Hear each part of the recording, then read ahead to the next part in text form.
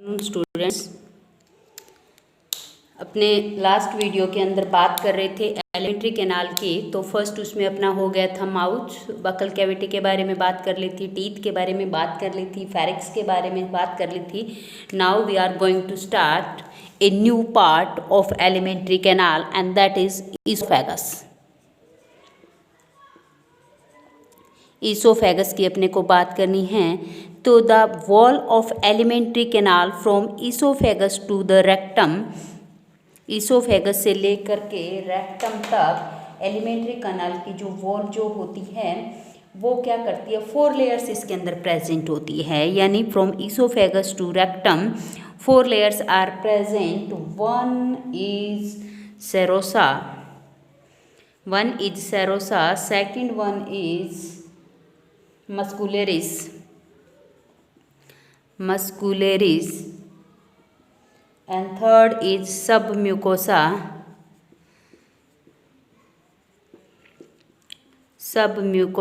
and fourth is mucosa। ये 4 layers जो होती है वो प्रेजेंट होती है।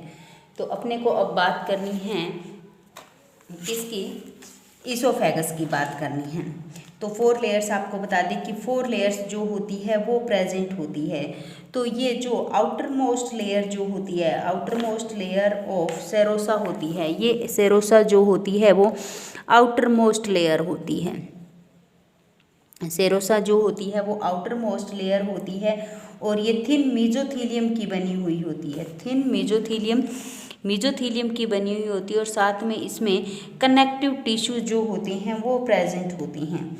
मस्कुलरिस जो होती है वो स्मूथ मसल्स की बनी हुई होती है। किसकी? स्मूथ मसल्स की बनी हुई होती है। मस्कुलरिस जो होती है वो स्मूथ मसल से बनी हुई होती है और ये इनर सर्कुलर और आउटर लॉन्गिट्यूडियल लेयर के अंदर अरेंज्ड रहती है। इनर सर्कुलर होता है और आउटर जो होता है लॉन्गिट्यूडियल लेयर के रूप में प्रेजेंट रहती है। अब जो सब म्यूकोसा लेयर जो होती है वो कुछ लूज कनेक्टिव टिश्यू से बनी हुई होती है, लूज कनेक्टिव टिश्यू से मिलकर के बनी हुई होती है और इसके अंदर ब्लड, लिम्फ और नर्व्स प्रेजेंट होते हैं। लूज कनेक्टिव टिश्यू जो होता है वो क्या क्या कंटेन करता है, ब्लड हो गया, लिम्फ हो गया और लिम्फ वेसल्स और नर्व्स इसके अंदर प्रेजेंट होती हैं।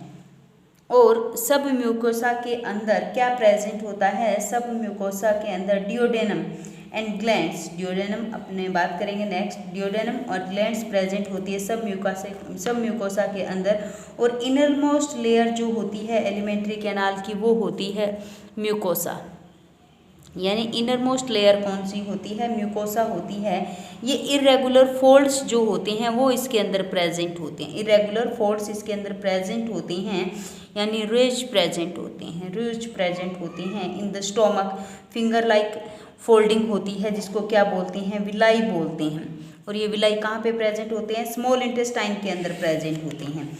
ये विलाई जो होते हैं वो इसके एब्जॉर्प्शन के सरफेस एरिया को इंक्रीज करने का काम करते हैं, एब्जॉर्प्शन के सरफेस एरिया को इंक्रीज करने का काम करते हैं।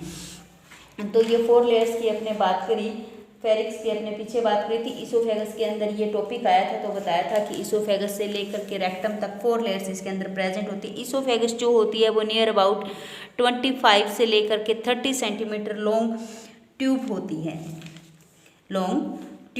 है। तो ईसोफेगस का मेन फंक्शन क्या होता है, carry forward the food mouth to stomach. यानी इसका ईसोफेगस का फंक्शन क्या होता है, यानी ये फूड को माउथ से कहाँ पे पहुँचाती है, स्टोमक के अंदर ट्रांसफ़र करने का काम करती है। और यहाँ पे माउथ के अंदर ट्रांसफ़र करने और ईसोफेगस के अंदर क्या होता है, एक कार्टिलेजिनस फ्लैप होता है जिसको एपिग्लोटिस बोलते हैं। क्या बोलते हैं, एपिग्लोटिस बोलते हैं। जो क्या करता है, goes food only to the, जिसके कारण एपिग्लोटिस प्रेजेंट होता है और जो फूड को अलाउ करता है, goes to the food into the food pipe के अंदर ये फूड जाए, किस में नहीं जा पाए, विंड पाइप में नहीं जा पाए। क्योंकि विंड पाइप में जाएगा तो क्या हो जाता है कि ब्रीथिंग जो है वो बंद होने का पॉसिबिलिटी जो है वो बढ़ जाता है। कुछ एक आपको बताया इसोफेगस के अंदर ग्लैंड्स प्रेजेंट होती है जो म्यूकस का सीक्रेशन करते हैं, जिसके कारण क्या हो जाता है, फूड जो होता है वो स्लिपरी मीडियम जो होता है वो प्रोवाइड करवाया जाता है, फूड को स्लिपरी मीडियम जो है वो प्रोवाइड करवाया जाता है।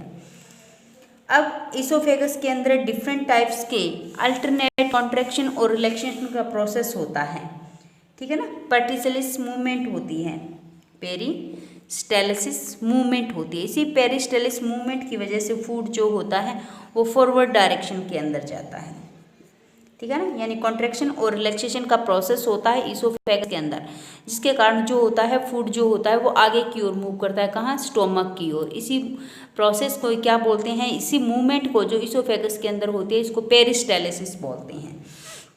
नेक्स्ट आता है स्टोमक।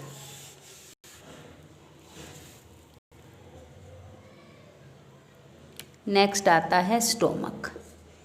अब जो स्टोमक जो होता है ये जे शेप्ड स्ट्रक्चर होती है। कैसी होती है, जे शेप्ड स्ट्रक्चर होती है। और ये कहाँ पे प्रेजेंट होती है, इसोफेगस और डियोडेनम के बीच में प्रेजेंट होती है। यानी डियोडेनम किसका पार्ट है, स्मॉल इंटेस्टाइन का, तो वहाँ पे प्रेजेंट होती है। और ये एब्डोमिनल कैविटी के, इसकी लोकेशन की अगर मैं बात करूँ तो ये एब्डोमिनल कैविटी के लेफ्ट साइड प्रेजेंट होता है, जस्ट बिहाइंड द डायफ्राम, ठीक है। ये एक फ्लेक्सिबल ऑर्गन होता है, ठीक है ना, ये एक फ्लेक्सिबल ऑर्गन होता है। और स्टोमक जो होता है वो मेनली 3 पार्ट्स के अंदर डिवाइड रहता है। 1 part is cardia, second is fundus and third is pylorus. Cardia, अब ये पार्ट क्या होता है, this part is left, this part is at the left. Cardia जो होता है ये लेफ्ट साइड का पार्ट होता है और ये क्या करता है, कनेक्ट टू द इसोफेगस। किससे जुड़ा हुआ रहता है, इसोफेगस से ये पार्ट जो होता है। अब फंडस पार्ट जो होता है कार्डिया और पाइलोरिस के बीच का पार्ट होता है, यानी इन दोनों के बीच का पार्ट जो होता है पाइलोरी, फंडस पार्ट होता है। और ये पाइलोरिक रीजन जो होता है वो पाइलोरिक रीजन जो होता है वो ओपन होता है कहाँ पे, स्मॉल इंटेस्टाइन के अंदर। कहाँ पे इंटर करता है, स्मॉल इंटेस्टाइन के अंदर खुलता है, ठीक है। अब इसमें स्टोमक के अंदर फूड को कंट्रोल करने के लिए क्या करते हैं, 2 स्पिंटर्स लगे होते हैं। यानी इसमें ऐसे स्पिंटर्स प्रेजेंट होती हैं, धार की तरह स्पिंटर्स प्रेजेंट होती हैं। अब स्पिंटर्स का मेनली अगर फंक्शन पूछा जाए तो क्या होता है कि to control the movement of food, to control the movement of food, movement of food. तो वो इस तरह से होता है कि ये स्पिंटर्स जो होते हैं कार्डियक पाइलोरिक स्पिंटर 2 प्रेजेंट होते हैं। ये जो कार्डियक स्पिंटर जो प्रेजेंट होता है वो क्या काम करता है कि this sphincter separate the oesophagus from the stomach. यानी ये इसोफेगस को स्टोमक से अलग अलग करने का काम करता है, दोनों को सेपरेट रहता है, ठीक है। तो ये फूड का मीडियम जो होता है प्रिवेंट एसिडिक फूड। अब स्टोमक में आएगा तो फूड कैसा हो जाएगा, क्योंकि स्टोमक का मीडियम क्या होता है, एसिडिक होता है। तो ये क्या प्रिवेंट करता है कि एसिडिक मीडियम का जो फूड हो गया उसको वापस इसोफेगस में जाने से रोकता है, क्योंकि इनके बीच में यहाँ पे स्पिंटर प्रेजेंट होते हैं। अब नेक्स्ट आता है पाइलोरिक। ये स्पिंटर जो होते हैं वो स्टोमक को स्मॉल इंटेस्टाइन से अलग करने का काम करते हैं। किससे, स्मॉल इंटेस्टाइन से अलग करने का काम करते हैं और फूड का मूवमेंट को कंट्रोल करते हैं to small intestine. Control the movement of food to small intestine को कंट्रोल करने का काम करते हैं, ठीक है। ये स्टोमक का पार्ट हो गया। अब इसका, अब इसमें नेक्स्ट जो आता है वो आता है स्मॉल इंटेस्टाइन। कौन सा आता है, स्मॉल इंटेस्टाइन।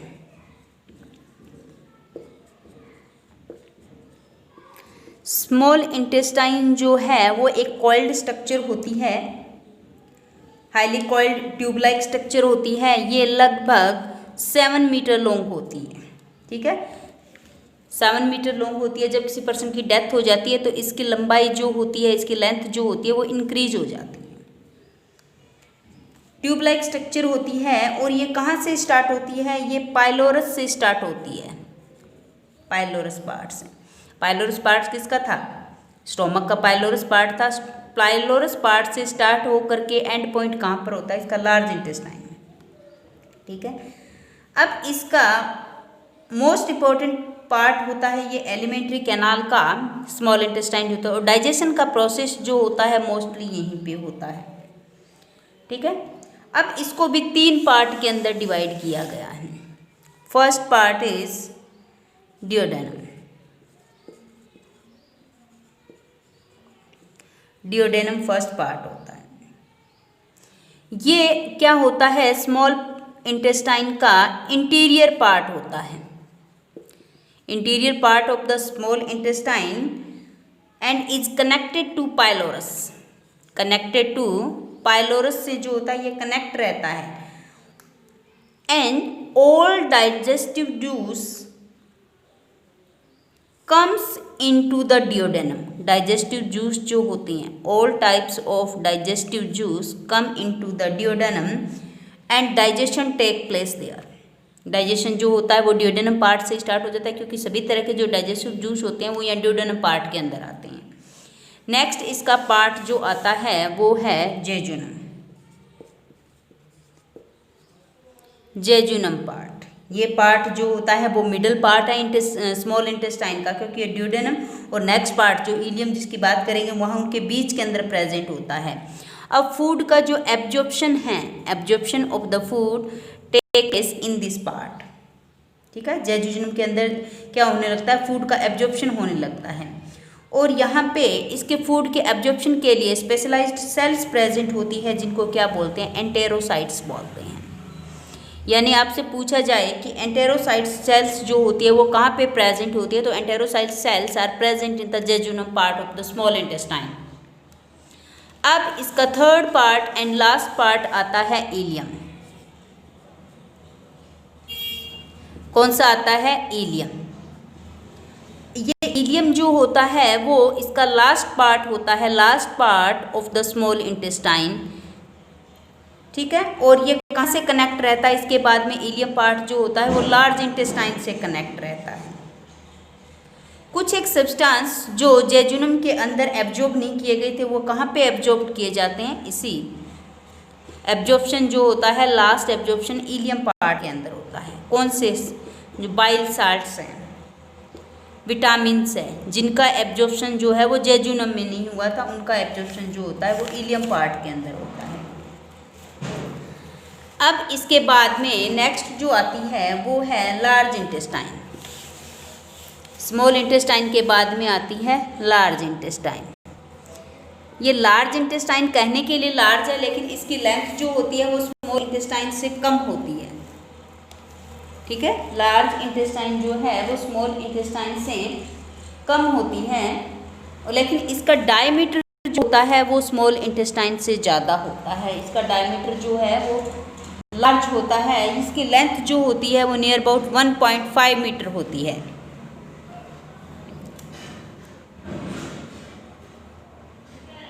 अब लार्ज इंटेस्टाइन के अंदर कुछ एक माइक्रोब्स प्रेजेंट होती हैं। ठीक है, ये माइक्रोब्स क्या करते हैं? जो फूड बच गया, जिस फूड का डाइजेशन स्मॉल इंटेस्टाइन के अंदर नहीं हुआ, लार्ज इंटेस्टाइन के फूड का रिमेनिंग पार्ट का, फूड का डाइजेशन के जो रिमेनिंग पार्ट बच गया था उसका डाइजेशन जो होता है take place in the large intestine by the process of fermentation. Fermentation को बताने की जरूरत नहीं है, 6th, 7th, 8th, 9th standard में खूब पढ़ा होगा। फर्मेंटेशन के थ्रू होता है।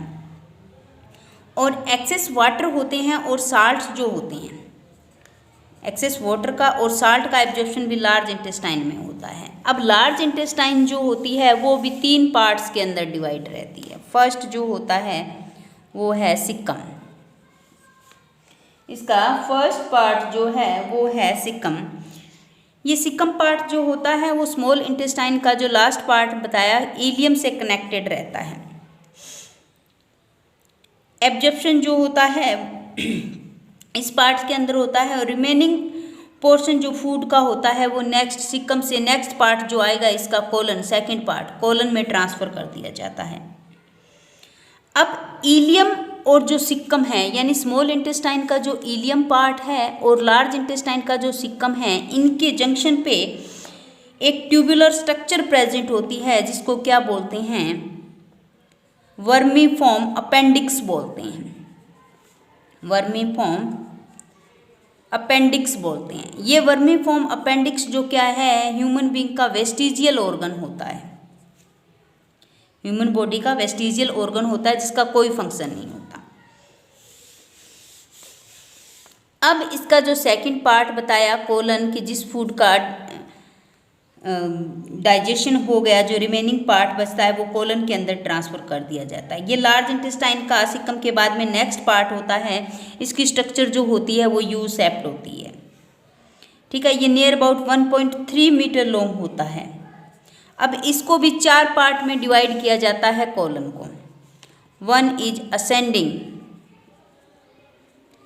Second 1 is transverse, third is descending and fourth is sigmoid colon. sigmoid colon, ascending colon जो होता है कोलन पार्ट का, असेंडिंग कोलन फर्स्ट पार्ट, उसके बाद ट्रांसवर्स, फिर डिसेंडिंग और नेक्स्ट आता है सिग्मॉइड। ठीक है, ये सिग्मॉइड की शेप जो होती है ये एस शेप्ड स्ट्रक्चर होती है। अब फर्स्ट सिक्कम था, सेकंड कोलन पार्ट था, थर्ड आता है इसका रेक्टम। थर्ड पार्ट आता है रेक्टम। अब जो रेक्टम जो होता है वो लार्ज इंटेस्टाइन का एक तो लास्ट पार्ट होता है, 20 सेंटीमीटर लॉन्ग होता है ये नियर अबाउट। ठीक है, अब रेक्टम का जो लास्ट पोर्शन होता है उसको एनस बोलते हैं और एनस के थ्रू जो वेस्ट जो होता है उसको बाहर निकाला जाता है।